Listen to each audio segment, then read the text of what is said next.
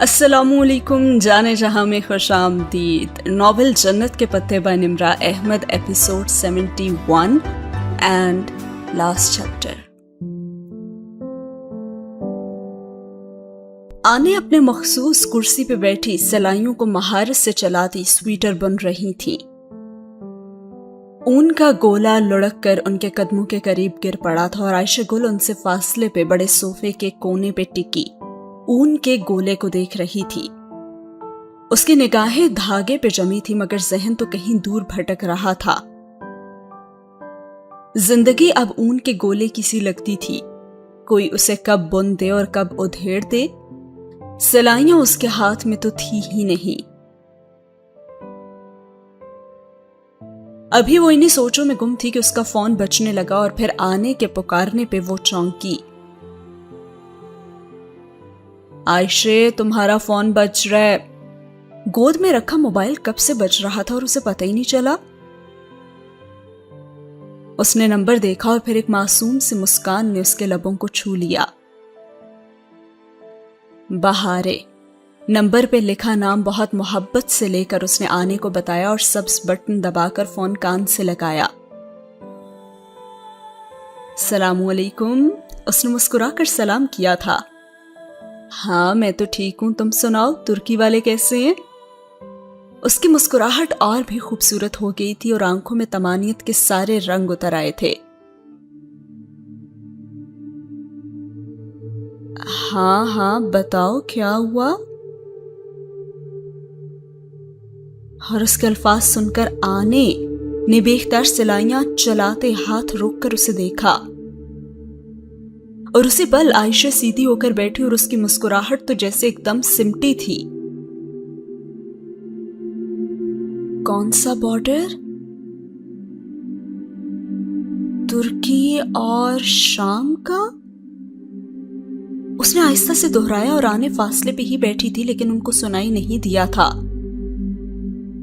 मगर उन्होंने सवालिया नजरों से उन्हें देखा जरूर था और वो उनको यूं देखते पाकर जबरदस्ती जरा सी मुस्कुराई, फिर माजरत खाहाना निगाहों से गोया इजाजत तलब करती उठकर किचन में आ गई। आने ने भी जरा हैरत से उसे गर्दन मोड़कर देखा और वो किचन के खुले दरवाजे से काउंटर के पीछे खड़ी फोन पे बात करती नजर आ रही थी और आने वापस सिलाइयों की तरफ मुतवज्जा हो गई। हाँ, कहो, फिर से मैं सुन रही हूं। काउंटर पे कोहनी रखकर झुके खड़े आयशा ने एक मोहतात नजर बाहर लाउंज में खिड़की के पास बैठी आने पे डाली और अब वो उसकी तानिब मुतवज्जा नहीं थी।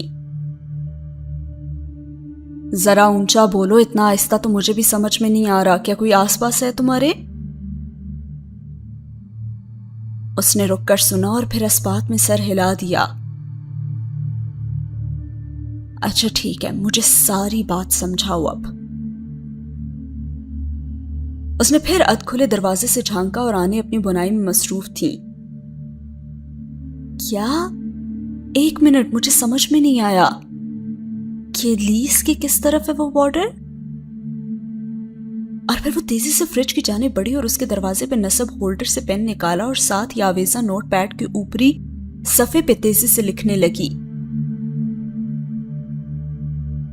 मंगल की रात यानी पीर और मंगल की दरमियानी रात। 2 से 3 बजे वो इल्लीगल बॉर्डर क्रॉस करेगा। अच्छा, और रवानी से चंद अल्फाज घसीटे गए। हाँ, ठीक है, मैं समझ गई। अच्छा, ओके। उसने पेन वापस होल्डर में रखा और नोट पैड का सफा फाड़ा और फिर तह करके मुट्ठी में दबा लिया। अच्छा, मैं देखती हूं। क्या हुआ, कोई आ गया है क्या? अच्छा, तुम फोन रखो और बाद में बात करेंगे, मरहबा। लेकिन उसके मरहबा अदा होने से पहले ही फोन बंद हो चुका था और उसने एक नजर मोबाइल को देखा और फिर चंद गहरे सांस लेकर अपने हवास बहाल किए और दिल तो अभी तक यूं ही धड़क रहा था। राज भी एक बोझ होते हैं जिन्हें सहारने के लिए बहुत बड़ा मजबूत आसाब चाहिए होता है और उसने हाथ में तयशुदा कागज पे निगाह दौड़ाई। اس معلومات کے ساتھ اسے کیا کرنا چاہیے وہ یہی سوچ رہی تھی۔ ترکی کا تم پہ قرض ہے عائشہ، اپنے دل سے پوچھو کہ اگر تمہیں معلوم ہو جائے کہ ایک مجرم، ترکی کا ایک قومی مجرم غیر قانونی طریقے سے سرحد پار کر رہا ہے تو تمہیں کیا کرنا چاہیے؟ اس نے اپنے دل سے پوچھنا چاہا اور عجیب سا ہیجان اور تذبذب ہر جگہ غالب تھا۔ تمہیں بارڈر سیکیورٹی فورس کے کمانڈر کو فون کرنا چاہیے اور تمہیں ان کو بتانا چاہیے سب کچھ، تاکہ وہ اسے گرفتار کر سکیں۔ لیکن نہیں، عائشہ گل یہ سب کیسے کرے گی؟ عائشہ گل تو کبھی کچھ کر نہیں سکتی نا۔ اس کے کانوں میں وہ آواز گونجی تھی اور پھر وہ چونکی۔ عبد الرحمن ہمیشہ اس سے کہا کرتا تھا نا کہ عائشہ گل تو کبھی کچھ کر نہیں سکتی، اس کا پسندیدہ فقرہ۔ مگر اس وقت یہ فقرہ کسی تیر کی طرح اسے لگا تھا اور وہ شکستہ قدموں سے چلتی واپس لاؤنج کے بڑے صوفے کے کنارے آ ٹکی۔ آنے نے سلائیوں سے نظر ہٹا کر اسے دیکھا اور پوچھا کہ کیا کہہ رہی تھی بہارے؟ عائشہ نے بات ٹھیک سے سنی نہیں تھی اور بس نفی میں گردن ہلائی، اور وہ تو کہیں اور گم تھی۔ کیا اسے عبد الرحمن کو واقعی دکھا دینا چاہیے کہ عائشہ گل بہت کچھ کر سکتی ہے؟ کیا واقعی؟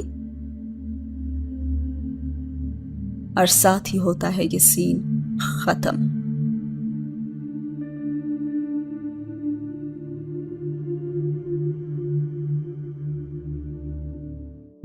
دوسری طرف دکھایا جاتا ہے کہ جیہان سکندر، حیا سلیمان اور بہار گل چلتے چلتے اس جنگل نما علاقے تک آ پہنچے تھے۔ اونچے سرسبز درخت اور ان کے درمیان سے دریا تنگ جھرنے کی مانند بہہ رہا تھا۔ پانی کے اوپر پل کی صورت لکڑی کے پھنے لگے تھے اور درمیان میں ایک لکڑی کا بڑا سا تخت تھا۔ تخت پہ سرخ قالین بچھا تھا اور تین طرف منڈیر بنا کر گاؤ تکیے لگے ہوئے تھے، اور چوتھی منڈیر نہ تھی تاکہ وہاں ٹانگیں لٹکا کر بیٹھو تو پیر پانی کو چھوئیں۔ سبز پانی، سبز درخت اور اوپر جھلکتا نیلا آسمان۔ پل کے اس پار جھونپڑے سے بنے تھے جن میں سے ایک سے وہ ابھی ابھی نماز پڑھ کر نکلی تھی۔ ظہر سے عصر تک وہ بس چلتے ہی رہے تھے اور پھر اس مقام پہ جہان انہیں چھوڑ کر اپنے کسی کام کی غرض سے چلا گیا تھا اور اس کو گھنٹے تک آنا تھا۔ وہ اسی اثنا میں کھانا کھا کر اب نماز سے فارغ ہوئی تھی اور باہر نکل کر اس نے جب دیکھا تو بہارے پل کے تخت پہ بیٹھی پیر کے انگوٹھے سے پانی میں دائرے بنا رہی تھی۔ حیا نے اپنی سرخ ہیلز اتار کر اندر جھونپڑے میں رکھ دی۔ جیہان کون سا دیکھ رہا تھا اور پاؤں سے عبایا ذرا سا اٹھائے ننگے پیر چلتی پل تک آئی۔ بہارے کے ساتھ بیٹھ کر اس نے پاؤں پانی میں ڈالے تو وہ ٹخنوں تک سبز مائی میں ڈوب گئے۔ جہان سکندر کا ترکی واقعی بہت خوبصورت تھا۔ عبد الرحمن کب آئے گا؟ بہارے گود میں رکھے اپنے گلابی پرس پہ لگے موتی پہ انگلی پھیرتی پانی کو دیکھتے ہوئے بولی، آ جائے گا ابھی۔ ویسے تم نے اتنی دیر کیا کیا؟ اس نے گردن ذرا سی موڑ کر مسکراتے ہوئے بہارے کو دیکھا۔ وہ کھانے کے بعد جب نماز پڑھنے لگی تو بہارے باہر آ گئی تھی۔ کچھ بھی نہیں کیا، اس نے بجھے بجھے چہرے کے ساتھ نفی میں سر ہلایا اور جہان کی ڈانٹ کا اثر ابھی تک باقی تھا۔ کیا تم اس لیے اداس ہو کہ اس نے تمہیں ڈانٹا ہے؟ وہ تو ہر وقت ہی ڈانٹتا ہے، مگر میں نے کچھ غلط نہیں کیا۔ اور پھر سامنے سے ایک پرندہ اڑتا ہوا آیا اور پانی کی سطح سے اپنے پنجے ٹکراتے ہوئے ذرا سے قطرے چونچ میں بھرے اور بغیر رکے پھر پھڑپھڑاتا اڑتا گیا۔ کیا تم نے واقعی ہماری باتیں سنی تھی؟ استفسار کرتے ہوئے وہ بھی جانتی تھی کہ اگر اس نے سنا تب بھی وہ تو سمجھ نہیں پائی ہوگی نا۔ نہیں سنا میں نے کچھ، سب مجھے کیوں الزام دیتے ہیں؟ وہ خفگی سے کہتے ہوئے سر اٹھا کر دور جاتے پرندوں کو دیکھنے لگی جو اوپر آسمان پہ اڑتا جا رہا تھا۔ شاید اس لیے کہ چونچ بھر پانی ہی کافی تھا، اس کی وسعت بس اتنی تھی۔ اچھا اگر ایسا تو پھر اداس کیوں ہو؟ حیا کیا جب میں 15 سال کی ہو جاؤں گی تو شادی کر سکوں گی؟ اور حیا کا تو منہ حیرت سے کھل گیا. تمہیں ایسی بات کیوں سوچی بہارے؟ وہ غنچہ کی شادی بھی تو 15 سال کی عمر میں ہوئی تھی نا؟ غنچہ کون؟ ہماری جو دیسی میں ہی رہتی ہے، ہم سب گئے تھے اس کی شادی پہ. عبد الرحمن بھی گیا تھا، تصویر بھی ہے میرے پاس، دکھاؤں؟ اور حیا نے مکانکی انداز میں سر ہلایا اور بہارے نے اپنا پرس کھولا، اندرونی خانے کی زپ کھولی اور ایک لفافہ نکالا. اسے اس کے موبائل کی بھی جھلک نظر آئی تھی اور وہ حیران رہ گئی اور کہنے لگی، تمہارا فون تمہارے پاس تھا؟ میں سمجھی تم نہیں لائی ہو. میں لے آئی تھی، چارجنگ ہو گئی تھی فون کی. کیا میں اسے دیکھ سکتی ہوں؟ اس نے موبائل لینے کے لیے ہاتھ بڑھایا تو بہارے نے جھٹ سے زپ بند کر کے بیگ پرے کر لیا اور کہنے لگی، میں نے کچھ غلط نہیں کیا ہے، تم میرا یقین کیوں نہیں کرتی؟ میں اچھی لڑکی ہوں. اچھا ٹھیک ہے، میں تمہارا یقین کرتی ہوں اور میں جانتی ہوں کہ بہارے گل اچھی لڑکی ہے اور اچھی لڑکیاں کبوتر نہیں بنتی. یعنی وہ باتیں ادھر سے ادھر نہیں کرتی اور اس نے ہاتھ واپس کھینچ لیا. دیکھو جہان، تمہیں جو بات آگے بتانے سے منع کر رہے نا، وہ تم عائشہ کو نہیں بتاؤ گی، پرومس؟ اور بہارے نے لیکن کہنے کے لیے بھی لب کھولے تھے اور پھر بند کر دیا اور پھر سر جھٹک کر لفافے سے ایک فوٹوگراف نکال کر حیا کے سامنے کیا. بس میرے پاس اس کا یہی فوٹو ہے.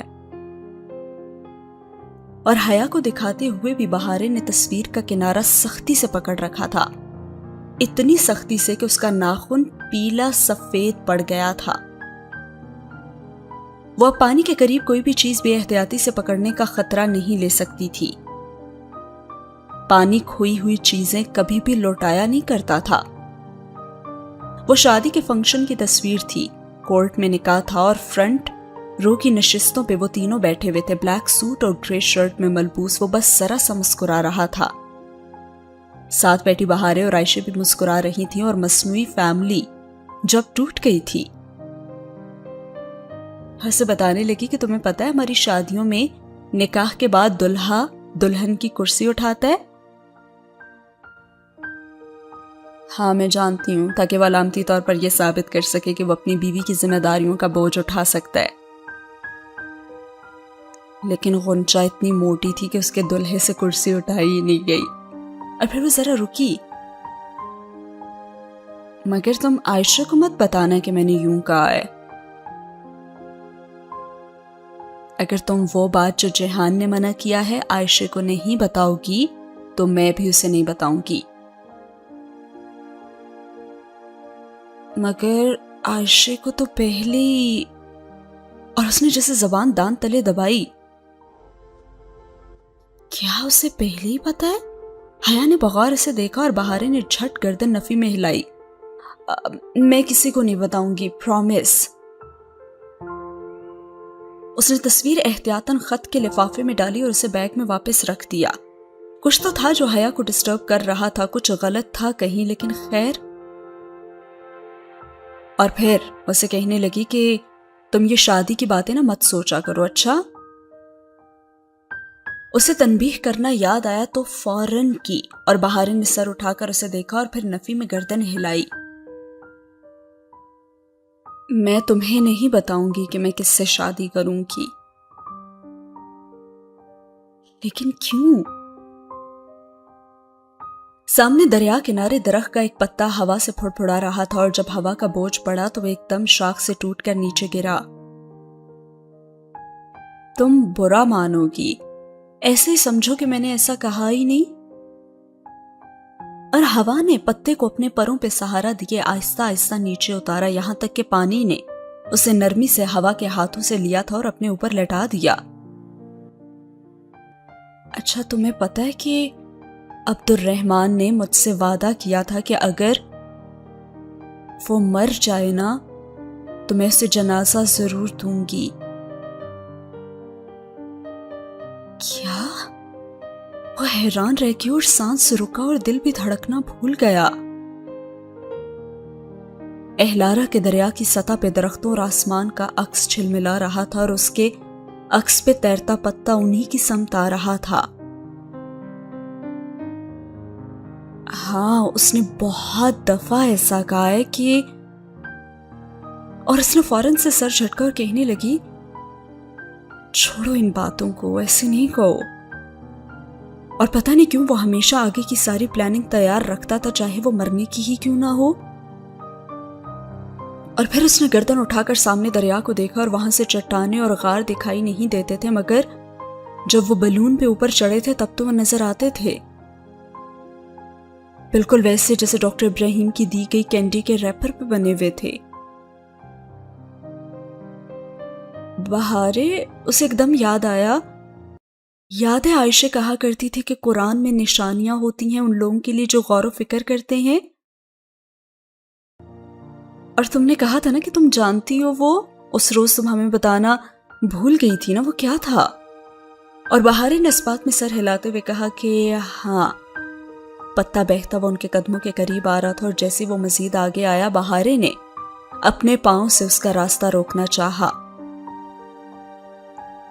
حیا کو احساس ہوا کہ وہ دونوں پتے ہی کو دیکھ رہی تھی اور بہارے نے اسے روکنے کی بھی کوشش کی تھی مگر اس نے نہیں کی تھی۔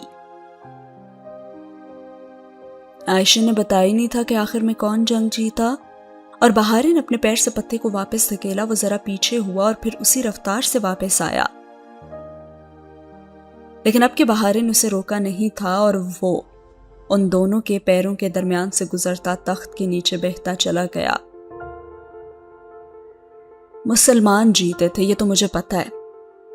اور حیا کو حیرت ہوئی، یہ تھی وہ بات جس کو جاننے کے لیے اسے بہت تجسس تھا،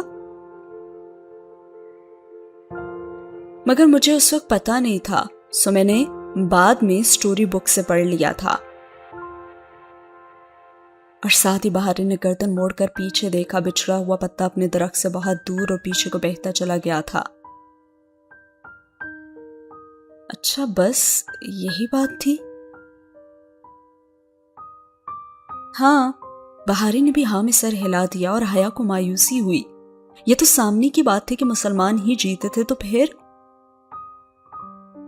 بہارے نے سمجھا کہ عائشہ بتانا بھول گیا، جبکہ عائشہ نے اس لیے اس بات کا ذکر نہیں کیا کہ سبھی جانتے ہیں کہ عذاب کی جنگ مسلمانوں نے جیتی تھی، یہ تو کوئی اہم بات نہیں تھی، اور شاید ڈاکٹر ابراہیم بھی اسے یہی بتانا چاہ رہے تھے کہ آخر میں یہ جنگ وہ جیت جائے گی، لیکن پھر بھی کہیں کچھ تو مسنگ تھا، کچھ تھا جو وہ پھر مس کر گئی تھی۔ اس نے خفیف سے سر چھٹکا کہ پتہ نہیں وہ کیا تھا، اور بہارے ابھی تک گردن موڑے دور جاتے پتے کو ہی دیکھ رہی تھی، وہ پتا جسے اب کبھی اپنے درخت کے پاس واپس نہیں آنا تھا، اور سین ہوا ختم۔ اگلے سین میں جب جہان واپس آیا تو وہ لوگ اہلار گاؤں آ گئے، اب شام ہو رہی تھی، سو وہ وہیں سے واپس ہو لیا، جبکہ انہوں نے کیب لے لی اور واپس آشیانہ آ گئے۔ جہان نے اسے کہا تھا کہ کل یہاں سے روانہ ہونا ہے اور اسی حساب سے وہ آج پیکنگ کر رہی تھی۔ پنار رات میں چائے دینے آئی تو ان کو سامان سمیٹتا دیکھ کر تو افسردہ ہی ہوگی اور کہنے لگی، میری منگنی ہوگی سرما میں، تو کیا تم لوگ آؤ گے؟ میں تمہیں ضرور انوائٹ کروں گی۔ میں تو ضرور آؤں گی، بہارے نے چہک کر کہا، اور پھر حیا کو دیکھ کر مسکراہٹ ذرا سمٹی۔ میرا مطلب ہے شاید آؤں۔ پنار مسکرا کر اس کا گال تھپ تھپاتی ہوئی باہر نکل گئی۔ عائشہ کہتی ہے کہ جب میں اس کے پاس آ جاؤں گی تو ہم دونوں دور کسی دوسرے ملک چلے جائیں گے جہاں پاشا بے نہ ہو اور جہاں ہم عائشہ اور بہارے ہی بن کر رہیں۔ منا اور ہننا نہیں، اور پھر وہاں ہم بہت سارا پڑھیں گے بھی۔ میں کیا کہہ سکتی ہوں، اس نے شانے چکاتے ہوئے اپنے سفری بیگ کی اندرونی زپ کھولی۔ ایک خانہ ذرا سا پھولا ہوا تھا اور اسے یاد آیا کہ اس نے اس خانے سے وہ سیاہ مخملی ڈبی نکالی۔ اپنی فراک تہہ کرتی بہارے وہ ڈبی دیکھ کر ٹھٹکی اور پھر اس کے پاس چلی آئی۔ حیا نے ڈبی کھولی اور اندر سیاہ مخمل پہ وہ نازک سا نیکلس جگمگا رہا تھا، اور حیا نے نگاہیں اٹھا کر بہارے کو دیکھا۔ پہلے تو اس کی آنکھوں میں حیرت اتری، پھر الجھن، اور پھر سمجھ کر اس نے نفی میں سر جھٹکا۔ یہ وہ نہیں ہے، یہ وہ نہیں ہو سکتا، کیا تم نے اسے خریدا ہے؟ میں نے اور عبد الرحمن نے مل کر اسے خریدا ہے، ادالار کی شہزادی کے لیے۔ اور بہارے نے اپنے فراک کو آخری تہہ دی اور پلٹ کر اسے بیگ میں ڈالا، اور جیسے وہ افسردہ ہو گئی تھی۔ بہارے، کیا پھر کبھی تمہارا موتی نکلا؟ حیا نے اس کی پشت کو دیکھتے ہوئے پوچھا تھا۔ میں نے تو پھر ڈھونڈا ہی نہیں، مگر جب کبھی موتی نکلا نا تو… ابھی اس سے آگے وہ کچھ کہتی، بہارے کہنے لگی کہ یہ میرے پاس نہیں رہے گا حیا، میں نے اپنا موتی عبد الرحمن کو دیا تھا اور اس نے مجھے دے دیا، لیکن وہ تو باسفورس میں گر گیا نا، اور عائشہ نے بھی اپنے موتی عبد الرحمن کو دے دیے، اور پھر اس نے وہ تمہیں دے دیے۔ اب یہ بھی مجھ سے گم جائے گا، میں یہ نہیں لوں گی۔ مگر یہ میں نے تمہارے لیے لیا ہے بہارے۔ اور بہارے بیگ چھوڑ کر اس تک آئی، مخمل پر سے نیکلس اٹھایا، اس کی ہک کو الٹ پلٹ کر کے دیکھا، اور پھر اسے حیا کی کلائی کے گرد لپیٹ کر اس کی ہک آخری کنڈے کے بجائے کلائی کے گھیرے کے برابر ایک کنڈے میں ڈال دی، یوں کہ نیکلس کلائی کے گرد پورا آ گیا تھا، اور ایک لڑی سی ساتھ لٹکنے لگی جیسے بریسلٹ کی لٹکتی ہے۔ یہ اب تمہارا ہو گیا۔ وہ پہلی دفعہ مسکرائی تھی اور حیا نے کلائی کو گھما کر دیکھا۔ زنجیر سے لٹکتے ہیرے بہت بھلے لگ رہے تھے، اور کلائی کے اینڈ سائڈ پہ ایک لمبا سا کنڈا خالی تھا۔ حیا، تم نے پھر سیپ ڈھونڈے کیا؟ بہارے نے بھی اس خالی کنڈے کو دیکھ کر کہا تھا، اور حیا نے سر اٹھا کر اسے دیکھا اور کہا کہ بس ایک دفعہ۔ اچھا، تو پھر اس میں سے کیا نکلا؟ حیا چند لمحے اسے دیکھتی رہی اور پھر نفی میں گردن ہلائی۔ پتہ نہیں، بس وہ کوئی اچھی چیز نہیں تھی۔ لیکن تھا کیا؟ جانے دو۔ اس نے پھر سے اپنی کلائی کو دیکھا اور اوپر ہاتھ کی تیسری انگلی میں پلاٹینم بینڈ تھا۔ وہ دونوں بالواسطہ یا بلا واسطہ جہان کے ہی تحفے تھے۔ شکریہ بہارے۔ وہ ذرا سا مسکرائی، اور تحفہ تو تحفہ ہوتا ہے نا۔ اور پھر بہارے اس سے پوچھنے لگی کہ کیا میں پھر عبد الرحمن سے کبھی نہیں مل سکوں گی؟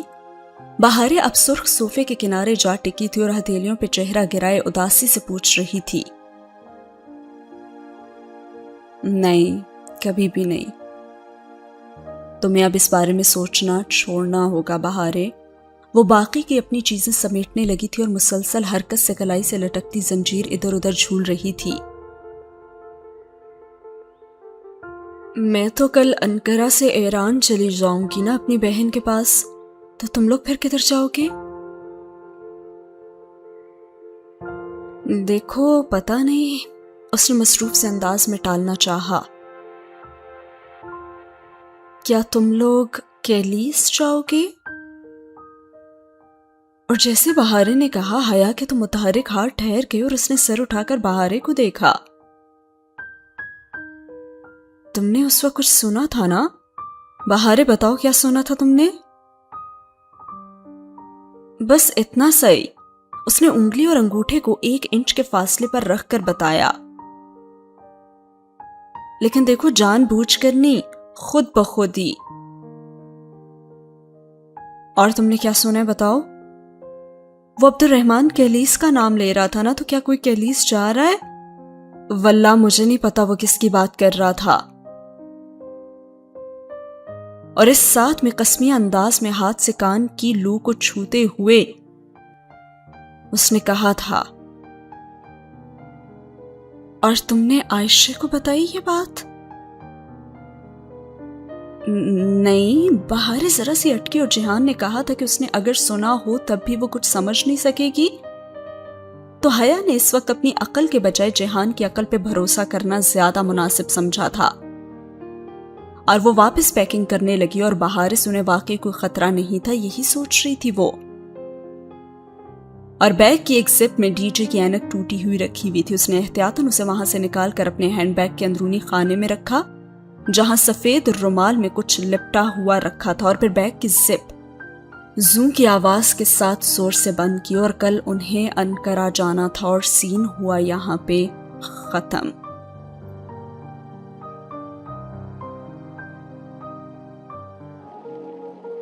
آشیانے کی فیملی اور فاتح ان کو سی آف کرنے آشیانے کے صحن میں کھڑے ہوئے تھے، اور اتنے دن یوں لگ رہا تھا کہ وہ ہوٹل میں نہیں بلکہ کسی کے گھر میں ٹھہرے ہوئے تھے، اور اب ایک ایک کو خدا حافظ کرنا، مسز سونار پنار کے گلے لگ کر دوبارہ آنے کا بے یقین کھوکھلا وعدہ کرنا، اور سب بہت اداس کر دینے والا تھا۔ اس کی آنکھیں بار بار بھر آ رہی تھیں۔ ترکی میں اگر اس نے بہت کچھ اگر کھویا تھا تو بہت کچھ پایا بھی تھا۔ کبھی جب وہ سود و زیاں کا حساب کرنے بیٹھتی تو پانے والا پلڑا شاید بھاری نکلے، اور پنار کی ایرانی بلی گور فیلڈ اس کے بازوؤں میں تھی، اور حیا سے مل کر وہ پنجوں کے بل نیچے بیٹھی اور بہارے سے گلے ملی تو دونوں کے درمیان نرم بلی ہی تھی۔ جب کبھی میری بلی بچے دے گی نا تو میں ایک تمہارے لیے بھی رکھوں گی، چھوٹی بلی۔ لیکن بہارے نے کچھ کہا نہیں تھا، بس اداسی سے نفی میں سر ہلا دیا تھا، اور مسز سونا گیٹ تک فکر و اپنائیت سے پوچھتی رہی تھی کہ کیمرے، موبائل، چارجر سب رکھ لیا تھا نا، اور راستے کے لیے پانی بھی رکھا، اور کیا کچھ کھانے کو چاہیے؟ ترک واقعی بہت ہی پیاری قوم تھی، اور باہر نکل کر پھر بہارے نے اس سے پوچھا، کیا پنار کی بلی کی بھی سرما میں منگنی ہو جائے گی؟ ارے نہیں، وہ تو یوں ہی کہہ رہی تھی۔ اس نے ہولے سے اس کے سر پہ تھپکی لگائی اور پھر پلٹ کر دیکھا، وہ سب انہیں ہاتھ ہلا رہے تھے، اور حیا نے بھی مسکراتے ہوئے ہاتھ ہلایا۔ وہ لوگوں کی مہمان نوازی کا بدلہ تو کبھی بھی نہیں چکا سکتی تھی، البتہ وہ اتنا ضرور کر سکتی تھی کہ جب بھی وہ اپنے ملک اور اپنی یونیورسٹی میں کسی ترک بلکہ کسی بھی غیر ملکی اسٹوڈنٹ سے ملے گی تو کوشش کرے گی کہ اس کے لیے بھی وہ اتنا ہی وقت نکالے جتنا ان ترکوں نے اس کے لیے نکالا تھا، اور جتنا وہ ہر مہمان کے لیے نکالتے تھے، اور کاش کہ وہ یہ بھی کر سکے، اور سین ہوتا ہے یہاں پہ ختم۔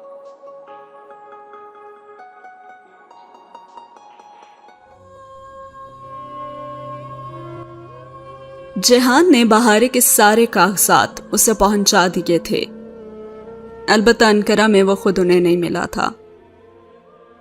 حیا نے اسے ایئرپورٹ پہ سی آف کرنا تھا، اور تہران میں اس کی بہن نے اسے ریسیو کر لینا تھا۔ بہارے ایئرپورٹ پہ آخری وقت تک داخلی احاطے کو دیکھتی رہی کہ شاید وہ آ جائے، اور حیا نے اسے بتایا وہ نہیں آئے گا بہارے، اس نے کہا تھا کہ وہ نہیں آ سکے گا، اور بہارے کی آنکھیں ڈبڈبا گئی۔ پس منظر میں اعلان ہونے لگا تھا کہ اب ان دونوں کو الگ ہونا تھا۔ ڈبڈباتی آنکھوں سے اسے دیکھتے ہوئے پوچھنے لگی کہ کیا ہم پھر کبھی نہیں ملیں گے حیا؟ اور اس کی اس بات پہ حیا نے گہری سانس بھری اور بہارے کے سامنے پنجوں کے بل بیٹھی، اور پھر اس کے دونوں ہاتھ تھام کر کہنے لگی، بہارے گل، زندگی میں انسان کو ہر چیز ویسے نہیں ملتی جیسے اس نے سوچی ہوتی ہے، سب ہماری مرضی کے مطابق نہیں ہو سکتا، اور جو ہم کہتے اور سوچتے ہیں وہ تو کبھی نہیں ہوتا۔ پہلے ہم نے سوچا تھا کہ ہم ہمیشہ ایک دوسرے سے رابطے میں رہیں گے، مگر یہ نہیں ہو سکا۔ اور اب ہم سوچ رہے ہیں کہ ہم کبھی دوبارہ نہیں مل پائیں گے، تو ہو سکتا ہے کہ یہ بھی نہ ہو۔ اور اس کے ہاتھوں میں اپنے چھوٹے چھوٹے ہاتھ دیے کھڑی بہاریں اس کی بات پہ چونکی اور پھر ایک انوکھی سی چمک اس کے چہرے پہ امڑ آئی۔ ہاں، بہاریں ہو سکتا ہے کہ زندگی کے کسی موڑ پر اور کسی شاپنگ مال میں اور کسی ریسٹورانٹ میں، کسی فلائٹ کے دوران ہم کئی سال بعد اچانک سے ایک دوسرے سے ٹکرا جائیں۔ زندگی میں سب کچھ ممکن ہوتا ہے۔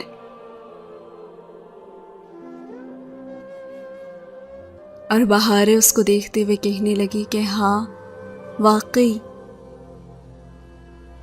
لیکن پھر اس کا چہرہ ذرا سا بجھا۔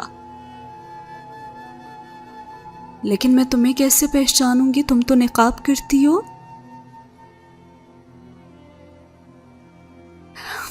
دیکھو، اگر قدرت نے ہمیں کسی ناممکن کنڈیشن میں آمنے سامنے کر دیا تو پہچان بھی وہی کروا دے گا۔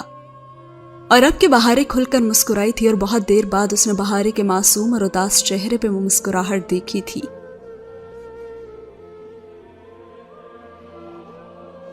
حیا سلیمان، بہاریں گل تم سے بہت پیار کرتی ہے۔ اس نے باری باری حیا کے دونوں رخسار نقاب کے اوپر سے چومے تھے۔ اور پھر بہاریں چلی گئی اور زندگی کا ایک باب ٹھک سے بند ہو گیا۔ جہان کی جاب کا اصول تھا کہ ایک اسائنمنٹ ختم ہو جانے کے بعد اس سے متعلقہ تمام کانٹیکٹ سے تعلقات قطع کر دینے تھے۔ ہاں، اگر جاب کے دوران دوبارہ کسی دوسرے اسائنمنٹ کے لیے ان تعلقات کی ضرورت پڑے تو ان کو پھر سے بحال کیا جا سکتا تھا۔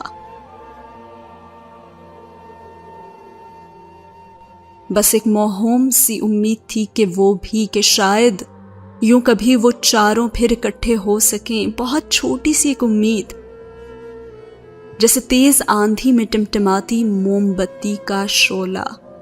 اور اسی کے ساتھ یہ سین ہوا ختم۔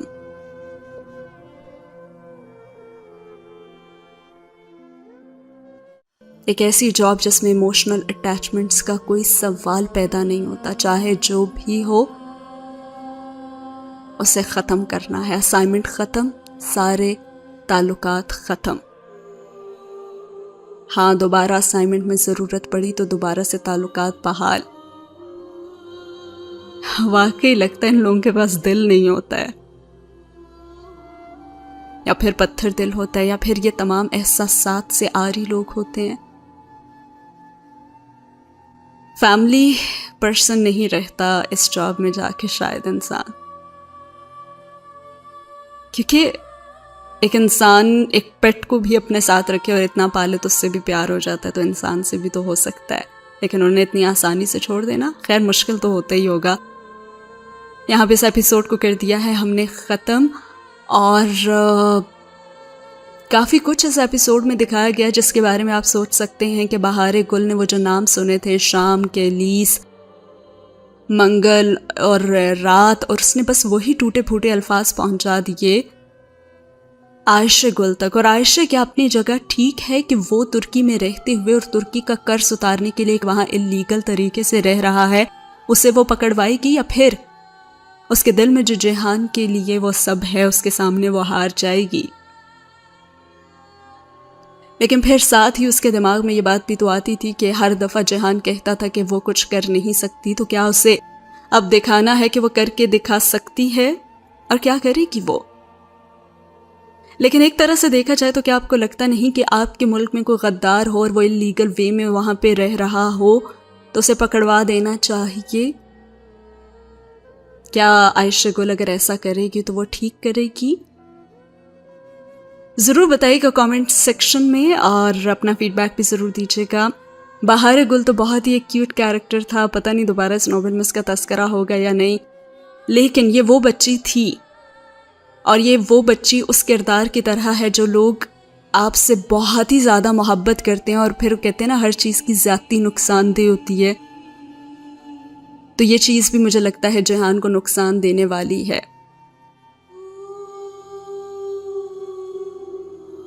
کچھ لوگ نہ چاہتے ہوئے بھی آپ کو نقصان دے جاتے ہیں. بہاریں شاید ان میں سے ایک تھی، جانے انجانے، یا پھر شاید عائشہ نے اسے کوئی لالچ دیا ہو کہ وہ جیحان سے اسے ملوائے گی، اور جیحان کے نام پہ تو وہ کچھ بھی کرنے کے لیے تیار تھی، اور انجانے میں لگ رہا ہے کہ وہ جیحان کو نقصان پہنچانے والی ہے. اسی لیے تو جیحان صحیح کہتا تھا کہ وہ کوئی بھی اپنی کمزوری کسی کے سامنے نہیں لانا چاہتا. کیا ہوگا جانے گے آنے والی ایپیسوڈ میں. بہت سارے کوسچنز ہیں. فیڈ بیک اپنا ضرور دیجیے گا کامنٹ سیکشن میں. ایک تو یہ کہ عائشہ گل اگر ایسا کرتی ہے تو کیا ٹھیک ہے، اور کیا کرنے والی ہے، ضرور بتائیے گا. ملتے ہیں اگلے ایپیسوڈ میں. اللہ حافظ.